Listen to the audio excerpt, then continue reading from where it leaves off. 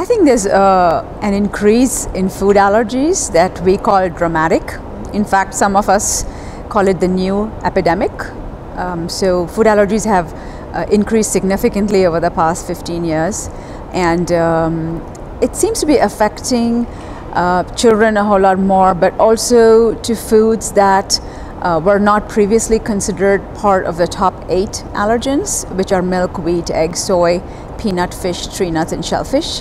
Now we are finding allergens like sesame, regular foods. People come to me with symptoms with fruits. After eating fruits, they have tingling and itching in their mouth. That's called oral allergy syndrome, because they're also allergic to like pollen, and there's cross reactivity. And then like mango, foods we never used to eat before are now more common because we are importing foods and eating foods from outside in different cultures. So I think food allergies are certainly increasing.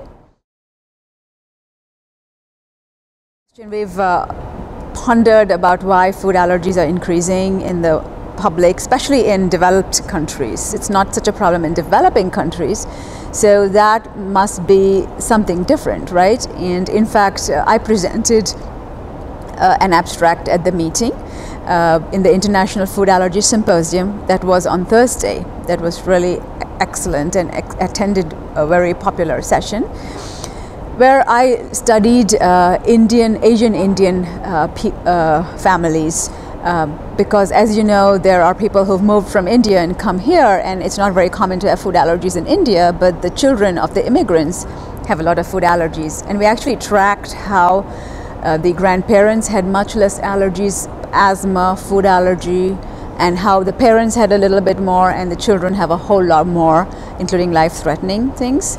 So people have thought it must be a part of factors related to being in a developed country, which could be hygiene. We're too clean, our body's not fighting the bacteria and viruses, so we are developing allergens instead. Some people think maybe it's the vaccines, maybe we're getting too vaccinated, maybe it's antibiotic use, maybe it's use of antacids, because they're blocking the normal acidic response. And because children have reflux and you use a lot, proton pump inhibitors and, acid medication is just so common nowadays that you're changing the way the body would have normally broken down proteins when you eat it. And therefore, instead of breaking it down nicely and chewing it up to very tiny pieces the body doesn't recognize, because you block the acid, it's not getting digested that much. And the body is now thinking this is a bad allergen. Maybe the way we cook the food.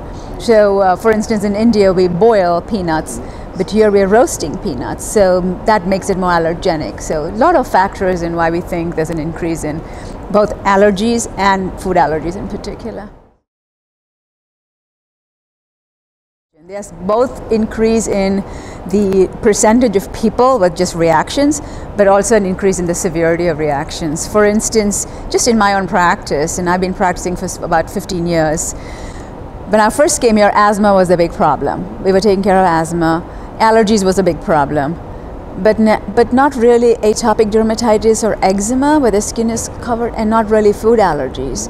And even if it was a food allergy, they'd like eat a little bit of the food and have some reaction and stop. And now we're just finding people who are like deathly allergic to small amounts of the food, and the eczema is widespread, covering their body.